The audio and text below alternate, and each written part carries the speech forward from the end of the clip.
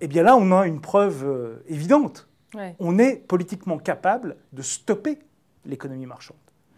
Donc, cette économie marchande est bien une construction humaine et donc une construction historique.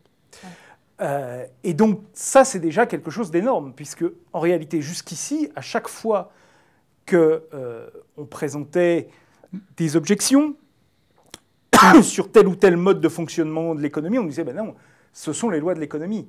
Oui, comme si c'était les lois de la nature. Exactement, en fait. Ce sont les lois, comme la pomme de Newton, Ouais. on ne peut pas changer.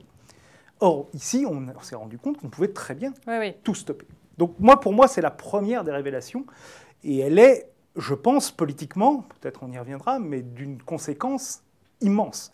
C'est-à-dire qu'il n'est plus possible de dire, aujourd'hui, il n'est plus possible de dire « Ah ben non, on ne peut pas tout arrêter ».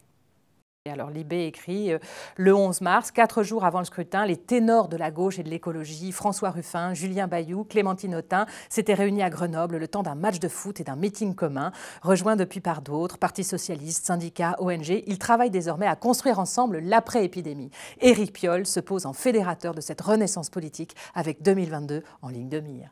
Alors, est-ce que ce type de mouvement dans les partis politiques institués, vous paraît relever de la mise en mouvement que vous appelez de vos voeux, ou est-ce qu'on est là dans de la politique congelée? Ça pose encore une fois la question du capitalisme. Et c'est là qu'on ne peut pas contourner la question du point de vue politique, parce que les alliances dont vous parlez, elles esquivent cette question qui est pourtant majeure.